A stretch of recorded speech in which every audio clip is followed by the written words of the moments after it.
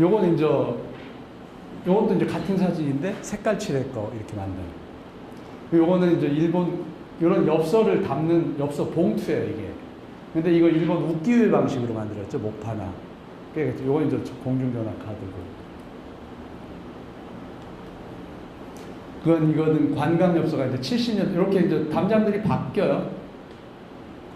그리고 여기에 대당평 백제국 비명 이렇게 탁본 여기에 탁본이 그렇게 되어 있어요. 이거 탁본이에요. 대당평 백제국 비명. 대당나라가 백제를 평정한 비를 기록한 거다 이렇게. 그래서 평제탑 했고. 요거는 이제 권기윤이라는 화백님이 하신 거. 아 여기 요것이 여기 보면 소정방이라고 써 있어요 일본말로. 소정방 상이라고. 이것이 1915년 소화 몇 년인가? 그거 따지니까 1915년 나오더라고요. 이건 허진 교수가 남농 허건 선생 손자죠. 이제 백제탑 작품으로 해석해내신 거고. 자 이제 국남지죠. 국남지면 선화공주가 생각나잖아요. 서동왕자님은 뭐 밤들이 논이다가 맞동 막 이렇게 하고 그냥 하면서 꼬셔갖고 와가지고서 이제 넘어가잖아요. 넘어가는데 그 전설에 보면은 이게 이제 그 국남지 연못가인데 이건 겨울 모습 전용 낙조 이건 봄에 이제 버드나무 가지 휘는 거 이건 뭐 한석준 선생님이 그린 거 이건 김옥 선생님이 하신 거 이건 오용길 선생님 요건 2000년 된 오가스연이라는 거 그 다음에 요거는 그 송필용 선생님이 꿈꾸듯이 해서 이렇게 한 거 등등 이렇게 해놨는데 그 삼국미사에 보면은 그 무왕 때 그 국남쪽의 연못에 과부가 살았어요. 과부가 살았는데 밤마다 용이 와서 통정을 하고 가요. 그러다가 임신을 했어요. 애를 낳았어요. 애는 총명하고 잘생기고 열심히 활동하고 했는데 그 애가 말을 팔아가지고서 캐갖고 팔아가지고서 먹고 살았어요. 그래서 맛동이라고 해요. 맛동. 그 다음에 막골이라는 동네가 있어요. 부여에. 막골이라는 동네가 있고 그 말을 팔다가 그 마가 이제 선화공주가 이쁘다고 해서 이제 신라로 잠입을 해서 아이들 말을 구워서 나눠주면서 노래 가르쳐서 쫓겨나게 해서 데려다가 부인 만든다. 뭐 이런 식의. 근데 용이라는 건 임금이잖아요. 그죠? 용이라는 건 임금을 해석하는 거고 국남쪽인가 다른 세력들이 하여튼 선왕과 다른 세력이 와서 이제 했다라는 그런 식의 얘기들을 전설로 그렇게 만들었고. 근데 삼국유사에 보면은 한 40리 떨어진 곳에 국남쪽에 연못을 만들어서 물을 끓여다가 이렇게 관계를 만들어서 이렇게 했다라는 기록들이 있고. 그러니까 그런 해석들을 문제인데 저 어렸을 때 여기서가 마랫방죽이었어요. 마랫방죽. 마래가 마하고 관련이 되죠. 마랫방죽이었는데 이렇게 됐지 않았고 그냥 늪지였어요. 늪지고 물로 이렇게 이 정자 없었는데 60년대 후반부터 이제 이 정자를 만들고 개발을 하고 했어요. 차차 이제 쓰레기들이 메꿔 가다가 논으로 되고 집터로 되고 하면서 참 하다가 이제 이런 것들에서 이제 그 백제 때 유구들 수리시설이나 관계들도 발견이 되고 해서 한데 이제 그런 아름다운 전경들이 꽤 괜찮아가지고 그리고 이건 봄, 여름, 가을, 사실 아무 때 나가도 굉장히 좋아요. 근데 봄에 버드나무 이렇게 살랑살랑 거릴 때 이때 전국이 어디나 다 아름답지만 소곡주에다가 우여회를 가지고 포룡정, 용을 껴안은 정자, 포룡정에서 한 잔을 딱 들이키면은 신선이 따로 없죠. 근데 하고 있어요. 매년 4월 둘째 주 토요일, 일요일이 가장 좋은 때입니다. 우여가 그때만이 먹을 수 있는 적기거든요. 보리 이삭 패기 전. 소곡주, 한산 소곡주하고 먹으면 아주 좋습니다. 그래서 이문학회가 그걸 한 10년 넘게 계속해서 그래서 이제 이런 일들이 벌어진 거죠. 요거는 이제 변해온 모습들. 생소하죠? 관광 안내 책자 엽서에 있는 모습들. 또 이제 무량사. 김실 선생 자화상이에요. 김실 선생이 돌아가시고 나서 선조가 태계 이황한테 명을 하죠. 김시습 전기를 지어서 올려라. 그래서 김시습 전기가 율곡이 잡저에 나와요. 거기 쭉 내기 나면 쭉 나오다가 자화상 부분이 나와요. 김시습이 젊었을 때와 나이 들었을 때 자기 두 가지 모습을 자화상으로 그려요. 자화상 그릴 때 어떻게 하나 아시죠? 대야 물 떠놓고 쳐다보면서 그리는 거. 그런데 그리고 나서 너의 얼굴은 어눌하고 못생기고 말도 어눌하게 하니 그냥 구렁텅이 쳐박았으면 좋겠다라는 식으로 했는데 그 중에 한 작품이에요, 이게. 그래서 이 진품이 무량사에 보관이 돼 있는데 도난당했다가 다시 돌아오는 수모를 겪었고 이 진품은 금고에 있고 이건 이제 모사품만 산신각 그 옆에 여기 이제 무량사 요 옆에 여기에 지금 모셔져 있습니다. 그리고 김시습이 여기서 입적을 했죠. 57세 때 입적을 했는데 그 돌아가실 때 그랬어요. 나를 화장하지 말라고, 묻지 말라고. 그래서 3년 있다가 다시 열어보니까 생물처럼 그대로 미라로 돼 있는 거예요. 사람들이 아 득도하신 분이다 해가지고 저걸 하죠. 그 다비를 하죠. 다비를 해가지고서 사리 부도탑에 모셔요. 부도탑에 모셨는데 이 사리가 이런 형태예요. 이런 형태, 손의 형태. 아마 이쪽 부분 사리가 남아있는 것 같아요. 있고 어느 틈엔가 갔더니 상사화가 피어 있더라고요. 그래서 저는 누가 꼭 갖다 바친 줄 알고 상사화 볼 수 있는 게 아마 요때쯤일 거예요. 요때쯤. 상사화가 봄에는 무릇과인데 잎사귀가 쭉 나왔다가 6월달에 잎사귀가 싹 죽죠. 그리고 꽃대가 올라서 꽃이 피죠. 그래서 꽃과 잎사귀가 서로 보지 못한다고 상사화라고 하는데 그 상사화 꽃이 이쁘게 있어서 했고 그 다음에 이걸 1635년인가 이 무량사에 보관한 저거예요. 괴물이에요. 굉장히 큰. 그 다음에 이제 무량사 요것은 이제 이희재 선생님이 해석을 해낸 임시수 부도. 요거 이제 신태수 선생님 작품이시고 장아리 3층 석탑. 요게 이제 제가 이제 답사 모임인 민학회 총무이사 한 10여 년째 하고 있는데 그 답사는 한 42년쯤 됐어요, 현재. 그래서 대한민국에서 가장 오래된 답사 모임이긴 한데 그 민학회 답사가 한 200회를 맞았던 적이 있어요, 2006년에.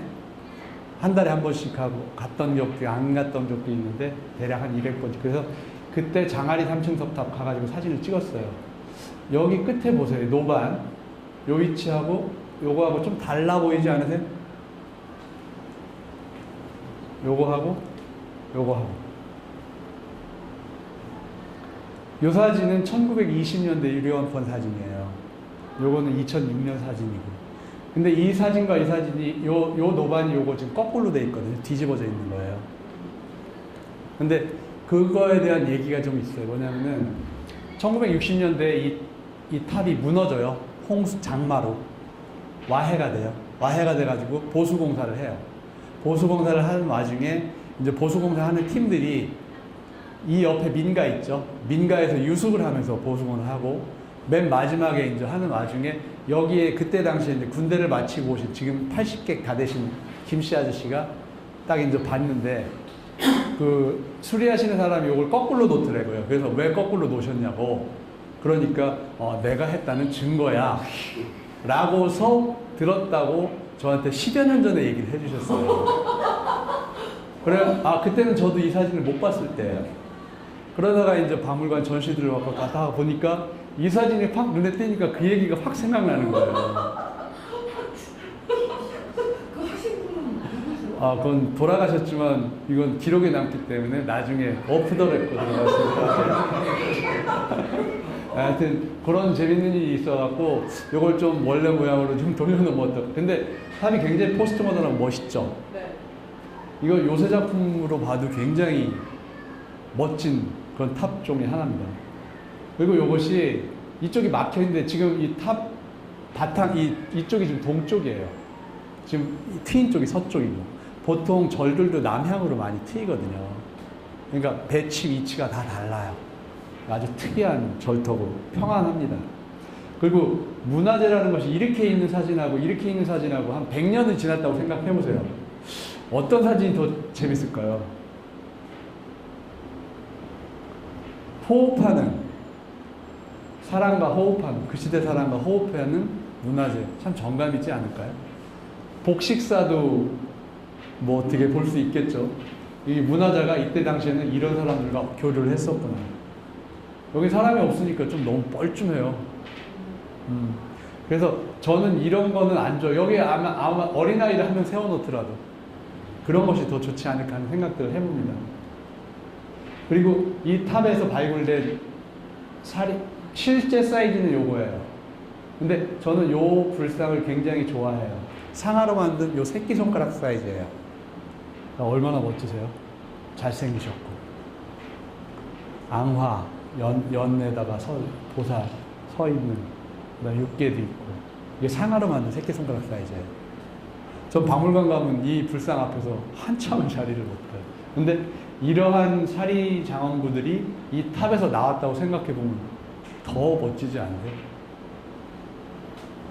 어린 왕자의 그 저 보이지 않는 아름다운 것이 있기 때문에 기억할 것이 있기 때문에 그런 것도 연상할 수도 있고 상상 실물 사진은 그 다음에 외장은 청동이고 안에는 은이고 원래 뒤에 이제 금으로 된 거에 그 다음에 사리병은 유리로 돼 있는 이런 식의 한 3, 4단 정도로 구조가 돼 있어요. 근데 작아가지고 그냥 은으로까지만 멈췄더라고요. 그거는 이제 그 문양사나 아니면 그 장식사나 이런 상황에서 보면은 재밌는 그 소재거리가 될 수 있습니다. 그 다음에 대조사 미륵보살 1916년 요 스님 대처승이셨죠? 16년이면은 대처승 요 아이 그 다음에 요 꼭대기가 보이죠? 근데 여기 지금 없어요. 그리고 요 뭐 이렇게 이제 있었는데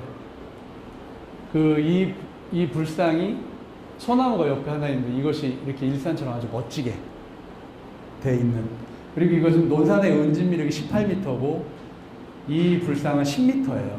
10m인데 10m짜리를 기준기도 없이 만들었단 말이에요. 그거 좀 이해가 가세요? 요새 기준기 갖고도 만들기 어려울 텐데. 보통 방식들을 그러죠.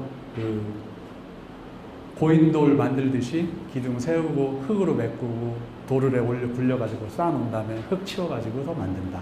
뭐 이런 식의 것이 가장 정통인데 한 사람이 보통 한 뭐 50kg 정도를 돌을 끈다고 할 때 그럼 뭐 한 100kg면은 2명이 필요하고 1톤이면은 한 10명 정도 필요한가요?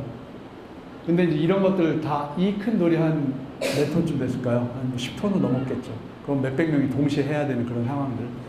그런 것을 상상을 하면은 그러니까 이런 작품들을 보면은 아까 제가 토기를 말씀드렸듯이 이곳저곳 저곳들 것을 많이 보고 다니다 보니까 아 이건 문양적으로는 어디 거랑 맞고 어디 거랑 비교되고 어디 거랑 선후가 됐고 그 다음에 조각 수법으로서는 일단은 머리가 크게 한다는 것은 아이의 비례하고 맞기는 한데 이거는 아래서 보니까 위에를 크게 해야지 대비적으로는 맞고 등등 미적 감각도 포함하는 거고 그런 것들에 대한 해석들이 굉장히 다분히 많이 들어가 있는 거예요. 그 다음에 이것을 만들기 위한 노동력과 경제력이 굉장히 많이 필요했다는 거죠.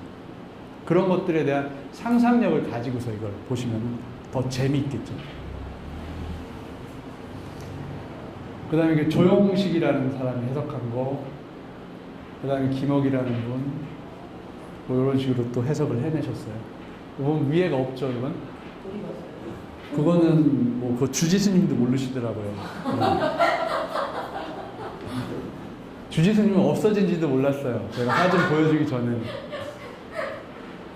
그리고 여기 청동으로 된 이게 있잖아요.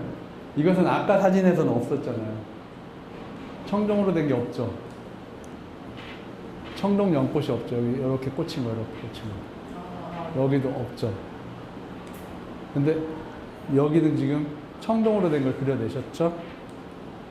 이거 이제 이목상 선생이 그린 거고요. 이희재 선생이 이제 그린 거. 이것을 청동꽃을 이걸 횃불로 이렇게 광명세계를 비추는 불로 이렇게 해석을 해내셨더라고요. 그 김광성 선생이 이걸 그리셨는데요. 요렇게 볼고 있는, 여기 오세영 선생, 여기 이제 대금부는 치과의사 이정래, 요거 이제 요런 모습도 좀 재밌어서, 박재동 선생, 김광성 선생이 이제 요걸 요렇게 그리셨죠. 그러니까 이렇게 불고 있는 것을 위치를 바꿔가지고서 그려놓으셨죠. 그래서 재밌는 대비가 될 것 같아서. 자, 그 다음에 이제 주암리 은행나무. 요게 6명 반이 둘러야 돼요. 아, 여기 사람들이 두르고 있죠. 팔 벌리고 있죠. 이게 6명 반이에요. 은행이 이렇게 탐스럽게 열려요. 봄의 모습, 미나케 회원들이 가서 이제 이야기를 듣는 거, 전설. 1500년이니까 얼마나 많은 전설들이 있겠어요. 저 나무가 칡넝쿨이 3번을 감았대요. 칡넝쿨이 감았다는 얘기는 관리를 안 했다는 거하고 나라가 망했다는 거겠죠. 한참 동안. 그러니까 뭐 백제가 망하고 그때 뭐 고려가 망하고 아니면 조선이 망하고 등등 뭐 여러 가지 상황들이 그러면서 이쪽에 있는 가지 하나를 잘라갖고 가다가 배랑 맞아 죽었다. 순각사. 그런 얘기들. 그래서 이분이 이제 전설을 많이 아시고 계시는 85세 된 분이신데 그 전설이 이제 뭐 저게 그 태조 이성계하고 관련된 전설도 있어요. 저희 나무가 31명의 전국에 있는 신 중에 한 명이래요. 그래가지고서 하는데 어떤 사람이 여기서 이제 자고 있었대요. 그래서 나는 오늘 회의에 못 가니까 대신 전해주라고 해서 했고, 그 다음에 이제 그 회의가 끝나고 나서 딱 와서 사람들이 이성계가 왕으로 하는 것을 다 합의를 했다고, 그렇게 밀어주기를 산신들이 결정했다고 한 것을 나그네가 잠자면서 들었어요. 듣고 나서 이제 이성계한테 가가지고서 그걸 얘기를 한 거예요. 이제 당신이 왕이 될 거다. 막 얘기를. 그러니까 이성계가 음식을 대접한 다음에 붙잡아서 죽여버렸어요. 그럼 비밀 누설되면은 그 쿠데타인데 뭐 그런 전설도 있고, 그 다음에 동네에 전염병이 굉장히 돌았는데 이 동네에만 데리고 오면은 전염병이 안 걸리는 거예요. 그래서 사람들 꿈에 뭐 그 역병을 몰아내는 신이 이제 이 은행나무 신이 와가지고서 역병을 몰아낸다는 전설도 있었고, 그 1900년대 초 얘기기도 있고 하고, 그 다음에 매년 1월달에 여기 당제에서 그 1월 15일 날이니까 14일 날 당제를 지나요. 그러니까 그 1500년이라면 사실은 우리가 인간 100살보다 굉장히 많으니까 애니미즘 사상이 기본적으로 있잖아요. 정령 사상이. 그래서 1500년이라는 그 큰 시간, 긴 시간에 대한 경배기도 하고 의지기도 하고 우리보다 더 많이 살고 있으니까 그러한 당제를 지내는 그 대상이기도 하고, 그 다음에 김태정 박사 식물학자 있죠? 그분이 이제 이걸 보시고 나서 하는 얘기가 이 정도면 최소 미니멈 1000년은 넘은 거래요. 미니멈. 이 정도 두께에다가 이 정도 상황이면은 미니멈 1000년이고 1500년도 뭐 나쁘지 않겠다. 근데 이 나무가 이게 6명 반이 이렇게 하는 상황이면은 용문사의 1000년 된 은행나무보다 더 이게 두꺼워요. 더 두껍고, 용문사는 길이로 61m가 그런데 이 나무는 25m가 그래요. 근데 이 통으로는 더 이게 나무가 오래. 그 다음에 전설상 이 나무는 1500년 됐고, 전설상 용문사 나무는 1000년 됐고, 그러니까 이 나무가 더 오래된. 분명히 같은 것과 같은 상황과 같은 건데 다 다르게. 그러니까 결국은 변하죠. 나만 안 변한 것 같은데 나는 진짜 변하면서 남들 보고 변하지 말라고 하는, 그건 폭력 아닌가요? 내가 변했으니까 남들 변한 거 인정하고. 우리가 하나를 가지고 성적을 가지고 하면 1, 2, 3, 4 줄을 세우면 경쟁이 되잖아요. 근데 다 다르잖아요. 성적이 아닌 다른 것들이 얼마나, 이 사람은 이쁘고 이 사람은 똑똑하고 저 사람은 달리기 잘하고 저 사람은 그림 잘 그리고 다 다르잖아요.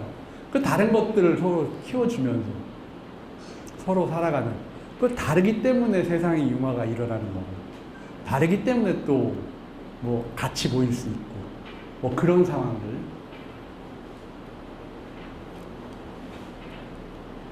예, 일단 신부협팔경은 여기까지. 서비스. 이건 이제 백제금동 대학로라고 그 국보 287호, 이걸 간단하게만 소개해 드릴 거예요. 요게 이제 봉황이라고 하고 천계라고도 해요. 하늘 땅. 근데 저는 봉황이라고 해석합니다. 그 다음에 요거는 용이죠. 봉황은 플러스 극양, 요건 극음, 물, 하늘, 물. 자, 대비가 되죠. 음양. 그 다음에 여기에 기러기 5마리가 있어요. 그 다음에 악사 5명이 있어요. 생황부터 해서 악사 5명. 그 다음에 이게 봉우리가 레이어가 5개, 5층이에요. 그 다음에 여기에 인동당초문이 있고, 여기 연잎이 돼 있고, 연잎에 수생생물들이 잔뜩 있어요. 용의 입이고, 용 발톱은 5개고, 용 발이 4개인데 3개로 땅을 짚고 하나가 위로 올라가 있어요. 자, 3개면 굉장히 안정적인 구도죠. 용의 입은 뭐죠? 불이죠. 기운이죠. 용의 불의 기운에 의해서 연꽃이 피었네요. 불교의 연화화생 사상이죠. 연꽃으로부터 만물이 생성이 된다. 연화화생. 자, 거기에 수생생물들이 잔뜩 있어요. 그 다음에 요거는 뭐 낚시질 하는 사람, 사냥하는 사람 뭐 많긴 한데 복례산으로 하죠. 그러니까 신선이 사는 산. 그러면은 요거는 뭘까요? 여기에 있는 인동 당초 문양. 이거는 사실은 구름 문양이 변한 거예요. 구름은 하늘에 있죠. 자, 그럼 여기까지가 수계 내지는 지상계고 여기가 천계가 되는 거죠. 이게 우주관이에요. 우주 삼라만상.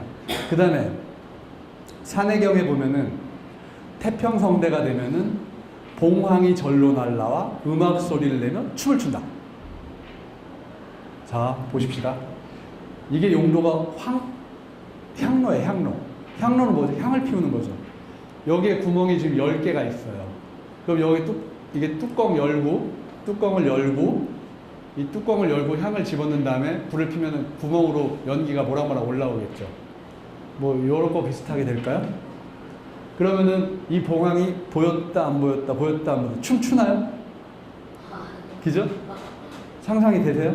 그 다음에 이 악사들 5명이 음악을 불고 있나요? 음악소리를 내나요? 악사 5명이 있으니까 결국은 음악 연주를 하라고 앉혀놓은 거겠죠? 5마리 기러기, 5개의 산층, 음양오행 사상에, 연화화생 사상에, 도가 사상에, 그러한 사상을 갖다가 추상적인 거잖아요. 추상을 갖다가 현실로 만들었다.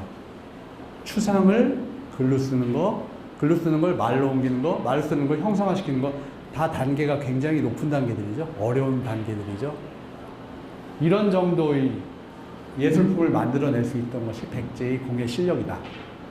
그러면 이제 상상이 되시죠. 다른 것들이. 그러니까 역사를 하고 이렇게 관심을 갖고 하다 보면 상상력이 굉장히 풍부해져요. 근데 가능하면은 레퍼런스를 갖다 끌어당기려고 하죠. 요게 64cm라고 해요. 이건 요 정도 사이즈 되나요? 바닥부터? 보통 집안에서 제사 지낼 때 향로 사이즈가 한 15cm, 20cm 요 정도 되죠. 그거에 따른 제사상이 얼마죠? 1m에 한 1.2m 정도? 요 정도 될까요? 자, 그러면 64cm짜리 향로를 놓고 제사상 얼마나 거 해야 될까요? 뭐 5m, 6m 뭐 대충 이 정도 될까요? 그럼 개인이 할 수 있을까요? 그럼 그걸? 그 제사를? 못하죠? 이제 상식적으로만 얘기하는 거죠, 지금. 그러니까 그런 상상력을 가지고 이것을 보시면 되는 거예요. 그리고 이것은 발견된 곳이 부여 능살리 고분군이나 왕릉의 주차장 만들려고 그 부여나 백제 쪽은 항상 그 발굴을 하기 전에 사람이 많이 오니까 주차장을 만들려고 발굴을 해야 되는데 저걸 시험으로 이렇게 땅을 파는 걸 해요. 땅을 파는 와중에 얘가 발견된 거예요. 93년도에. 그래서 주차장 공사는 무산이 됐죠. 그 다음에 그 옆에서 백제 대학로 발굴되고, 그 다음에 이제 그 옆에서 이제 그 사리감, 창왕령 사리감이 발굴되고, 거기에 이제 능살리사지라는 걸 해서 지금 터들 다 만들어서 이렇게 됐고, 바로 옆에 나성 끝나는 바로 옆에. 그러니까 원찰이죠. 그 왕들의 무덤이 있는 원찰. 그러니까 명복을 빌고 복을 비는 원찰에서 사용하던 향로죠. 뭐 딱 들어봤죠, 아구가. 지금 그게 뭐 능이 아니라고 하고 왕 뭐가 아니라고 하는데 7기 정도가 현재 발견됐는데 부여에서 한 6왕 정도가 왔다 갔거든요. 그러니까 대략 맞을 거예요. 거기에 이제 그 사신도가 그려있는, 나머지 다 도굴에 갔어요. 다 도굴에 가서 문해왕릉이 왜 대단했냐면은 도굴이 안 당해서 대단한 거예요. 백제는 이미 패망하고 가기 때문에 관리를 안 차나요. 근데 다 도굴을 해갔더라고요. 아마 일본 사람들이 많이 가져갔으리라는 심증은 나요. 아마 일본에 어딘가에 있을 텐데 내놓나요? 안 내놓죠. 하여튼 남아있는 건 그런 아쉬움들이 있습니다.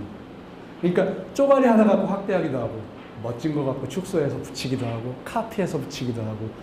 그러니까 뭐 축소, 확대, 뭐 변경, 뭐 응용, 접목 뭐 등등 그런 거 뭐 상상력이 굉장히 풍부해져야 얘기들이. 요건 이제 또 다른 얘기인데요.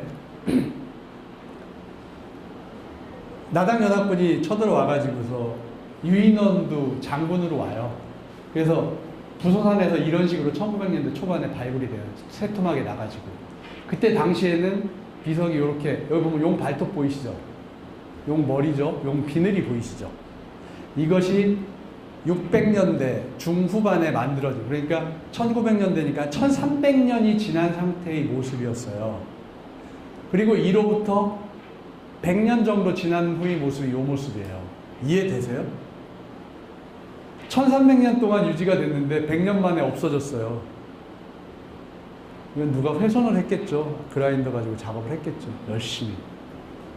아픈 역사로. 이렇게 발굴이 돼서 이렇게 보호를 해놨다가 나무가 좀 커서 이렇게 보호하다가 이렇게 박물관으로 이동했던. 그러니까 이런 모습들도 참 안타깝죠. 근데 이것이 100년 이내에 우리들이 한 행위들이에요. 100년 이내에. 그 다음에 이 불상이 고란사에 있는 불상이에요. 지금 여기 한 분 계시고 여기 한 분 계시고 이 두 분이거든요. 근데 요것을 박물관에다가 옮겨놨더라고요. 부여 박물관. 그래서 저는 이것도 원래 부서산 그 고란사 위치로 갔으면 좋겠다라고 박물관장한테는 얘기했어요. 지난번에 직접 대놓고. 이거 강의하면서 제가. 근데 그분도 별로 힘은 없는 것 같아요. 동네 사람들이 아니면 오마이뉴스에서 한번 해주시더라고요. 사실은 본래 고향으로 가야 대접받잖아요. 뭐든지.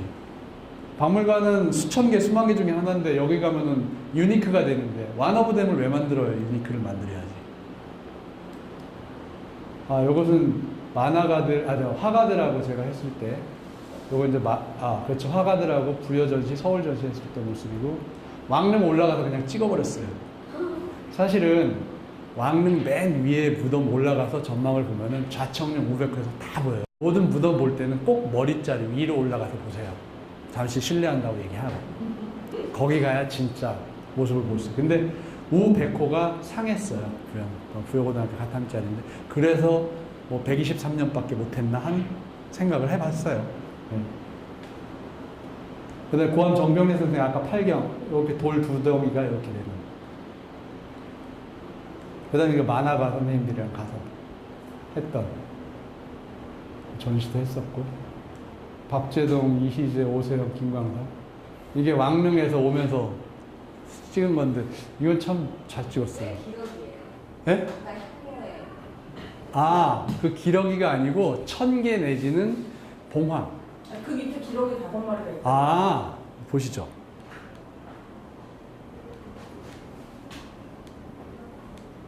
실물을 못 보셨구나. 여기 기러기예요. 그건 설명을 안 해주셨어요. 기러기 5마리니까 5마리인데 4마리는 고개를 쳐들고 한 마리를 이렇게 숙이고 있어요. 해석은 음악을 들으려고 생각하면서. 근데 오행으로 보시면 돼요. 왜 기러기인지는 모르겠는데 그런데 오행을 마치기 위한 아니면은 이 봉황을 장엄하기 위한 꾸미기 위한 비례가 아닌가 하는 생각을 해봐요. 그거에 대해서는 뭐 논문이나 이런 건 아직 없어요. 근데 저는 장엄을 하기 위한. 그리고 여기 동그란 게 보이죠? 이게 이 용의 여의주라고 볼 수도 있고 아니면은 주몽설화. 주몽 아래서 태어난 주몽설화. 부여가 그러니까 백제가 부여로 수도를 옮기면서 남부여라고 하거든요. 그 북쪽에 있던 그 부여를 이어가지고서 우리는 남쪽에 있는 부여에서 남부여라고 해요. 그래서 그 주몽설화의 고주몽이 태어난 알 그게 아닌가, 유화부인 알이 아닌가 하는 그런 생각을 해봐요. 그 다음에 여기에 악사가 5명이 있어요. 악사 5명. 그 5명이 그 하나는 피리도 불고 뭐 생황도 불고 뭐 이렇게 연주하는 것도 5가지 악기가 있는데 그거는 악기를 했다는 것은 악기를 연주한다는 얘기잖아요. 그리고 아까 여기서 이제 그 연기가 막 피어오르면 이것이 보였다 안 보였다 결국 춤추는 모양이 되는 거고. 그럼 이 향로를 피우는 순간 태평성대가 되는 거예요. 굉장히 철학적이고 심오하고 그런 것을 그 사상을 갖고 그러니까 추상을 현실로 이렇게 바닥으로 끌어내려버린 그러면서 그것을 엄청난 예술을 승화시킨 그러니까 굉장한 요동이 있는 거죠. 그러니까 우리가 상상할 수 없을 정도의 단계. 그 다음에 이거 만드는 방법이나 이런 것은 또 다른 얘기예요. 또 이게 밀랍, 신랍법으로 해가지고 아말감 기법으로 해서 청동으로 만든 다음에 여기에 이제 금을 녹여가지고 수은에다 녹여서 그걸 종이로 짜서 그걸 다시 칠한 다음에 불로 구워가지고 금분 나오면은 그걸 다 이렇게 문지르면 다시 금도금이 되거든요. 그러니까 그런 방식으로, 왜냐하면 여기에 수은이니 뭐니가 다 발견이 됐으니까, 이곳에서. 그런 걸로 이제 역추적하는 그런 것들. 그 다음에 이제 아까 여기 인동당초문이라 이제 하늘이라는 개념. 이거는 사실 사람들이 잘 못 보는 해석들을 저는 좀 많이 이래저래 보다 보니까 그런 얘기들. 그리고 요것만 가지고도 한 30분에서 1시간 정도는 말씀드릴 수 있는 상황이에요. 네. 그러니까 한 20, 30년 동안 지금 여기서 지금 요약 간략하게 이렇게 만들어 놨는데 그 시간을 화두를 가지고서 그렇게 고민을 했다고 생각해 보세요. 한 열흘을 얘기해도 할 얘기가 많이 있죠. 근데 신부역 팔경이라는 책을 쓰고 나니까 제가 머리가 안 아파져서 굉장히 저는 이 책을 쓰자마자 그러다 보니까 또 내용을 잊어버리게 되더라고요. 아주 좋더라고요. 그런 거 해주세요. 그 선생님께서 이 신부역 판명에 대한 이 여기에 대한 전반적인 이제 뭐 예를 한 줄 정도든 그런 거를 좀 해주시면 어떨까? 네. 모두에 이제 말씀드리긴 했는데요. 신부역 팔경이라는 컨텐츠가 있잖아요. 부여 팔경은 컨텐츠. 근데 그거는 부여에는 지금 아까 선사시대 유적부터 시작해서 청동기, 그 다음에 뭐 고조선 유물, 백제, 고려, 조선, 지금 현대, 그 다음에 우리 뭐 100여 년 전 뭐 등등 해서 이렇게 다 켜켜이 쌓여 있잖아요. 켜켜이 쌓여 있는데 볼 것들이 굉장히 많아요. 어떤 테마나 어떤 시각을 가지고 있느냐에 따라서. 그래서 부여라는 것은 제가 이제 고향이고 거기에 대한 많이 알다 보니까 저는 그것을 부여를 볼 수 있는 시각을 제공한 거예요. 그러니까 부여 팔경에 집착하지 마시고 부여라는 컨텐츠에 집착하지 마시고 이것을 여러분들의 시각으로 해석을 가져가세요. 방법을. 아, 윤재한이라는 사람은 부여를 저런 식으로 봤구나. 그럼 나는 내 동네를 이런 식으로 보면 되겠네. 저 친구 거 좀 참고하고, 근데 저 친구가 모르는 내게 또 있으니까 이걸 또 붙이고, 아니면 누구 거 뭐 하고. 그러니까 저런 얘기가 있잖아요. 부처님이 그런 말씀 많이 하셨는데, 열심히 설명을 하세요. 뭐 개념에 대해서. 왜? 말로밖에 설명이 안 되니까. 엄청나게 설명을 하세요. 그리고 나서 결론. 나 말한 적 없다. 부처도 없다. 금강경의 핵이거든요, 이게. 방법을 빌려온 거죠. 방법론은. 신부여 팔경은 제가 썼지만, 신부여 팔경은 없는 거예요. 그런데, 저희가 태어나면서 이름을 붙이잖아요. 이름을 붙이면은, 그때부터 그게 존재하는 거예요. 그죠? 이름 붙이는 과정을 한번 생각해 볼까요? 같은 맥락인데. 제가 이제 경제학 쪽에서 좀 노출이 돼 있는데, 경제학에서 논리를 전개할 때 그러죠. 모델할 때. If other things being equal. 만약 다른 조건이 같다면. 공급을 많이 하면은 가격이 떨어진다. 자, 앞에는 다 같다면. 근데 시스템이 공급 많으면 가격이 떨어지는 거예요. 그걸 설명하기 위해서는 if other things being equal이에요.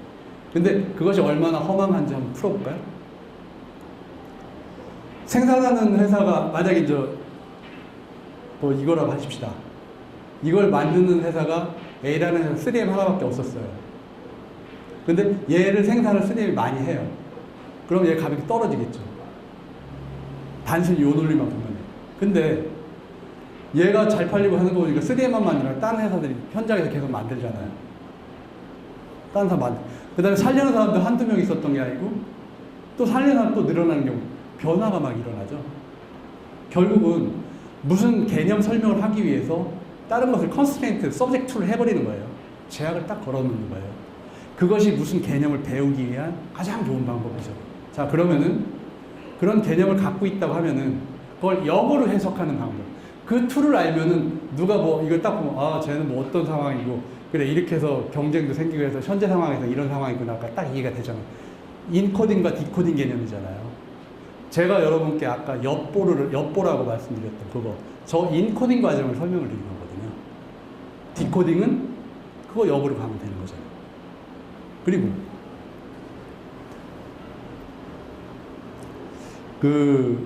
아까 요 얘기를 했지만 우리가 무슨 학 하잖아요. 자, 시대를 한 100년, 200년 정도 올라가 볼까요? 경제학 있었나요? 경영학 있었나요? 철학부터 시작해서 뭐 대충 이렇게 분리가 됐죠. 그러니까 시대에 해석해서 그것이 생긴 거예요. 필요에 의해서. 근데 괴테학이나 뭐 이런 거 있죠. 괴테학에 괴테가 있나요? 철학에 철학이 있어요? 신부엽학경에 신부엽학경 없어요. 명명을 한 거예요. 그리고 그것을 방법론으로 따라가서 그렇게 보는 거라. 너무 정난하게 해석해버렸나? 예. 비전공자시잖아요, 역사. 아, 예, 예. 비전공자로서 역사라는 무엇이라고 역사는요,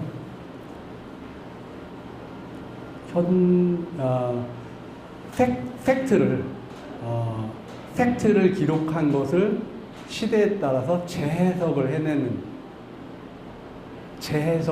것이다. 예를 들어, 근데 사실은 팩트를 기록하는 것 자체가 주관이고 왜곡이고 객관은 존재치 않아요. 객관이라는 것은 말하고 개념만 존재하지 객관은 없어요. 객관이 있다고 생각하세요? 객관은 없어요. 그다음에 역사학이라고 하는 순간 역사학도 없어요. 그거는 이미 사문화되고 화석화된 거예요. 그러니까 무슨 고정관념으로 뭐 알고 좋고 한다는 거 좋죠. 개념을 딱 이해하는 순간. 그러나 이미 이해했을 때는 그거는 존재치 않고 화석으로 글로만 존재하는 거예요. 실제로 그게 있나요? 아니에요. 역사는 저 사람들 그렇잖아요. 사마천 자치통감 쓴 사람이 누구죠? 사마천 사기 사마광인가요? 사마광의 자치통감인가요? 사마천 사기 사마광 자치통감. 자치통감 쓴 사마광이가 자기 집안하고 관련된 일들을 다 왜곡하잖아요. 그거 역사라는 건 승자의 논리라고 말씀드렸잖아요. 근데 승자의 논리라는 말이 회자되기 시작한 게 언제부터라고 생각하세요? 그렇게 오래 안 됐어요. 역사는 승자의 논리라는 것이. 한번 따져보세요. 제가 처음 얘기한 것은 90년대 초반에 방송에서 얘기했던 사항이 있는데 아마 그때쯤이 아니었을까 하는 생각을 해봐요. 말로 탁 튀어나오는 거. 무슨 개념을 잡아가지고 뽑아내는 거. 이거는 굉장히 조금 차이예요. 굉장히 조그만 차이예요. 그러나 그런 것은 처음 가는 길이에요. 우리 길 없는데 혼돈이 있잖아요. 혼돈에서 누가 걸어가기 시작해요. 그러면은 발자국이 나잖아요. 이거 발자국이야, 길이야. 가다가 빠져서 죽는 경우도 있잖아요. 그죠? 거기에 두 사람이 따라가고 세 사람이 따라가면 작은 로가 생기죠. 거기다 우마차가 따라가면 도가 되죠. 그러면 이것이 도로야. 이게 철학이야. 경제학이네. 처음 경제학 한 사람이 경제학이라고 했나요? 갔죠? 코페르니쿠스가 얼마나 질타받고 혼났어요. 죽기 전에. 죽인다고 하니까 꺾고. 근데 지금은 뭐예요? 상식이죠? 지금 우리 똑같아요. 한 상황으로. 내가 본다고 다 보는 것도 아니잖아요. 태양빛이 본다고 내가 지금 보는 이것이 8분 전 태양인가요? 16분 전 태양인가요? 태양으로부터 떠난. 결국 화상이잖아요. 그러니까 지금을 열심히 재밌게 살면 되는 거예요. 고맙습니다.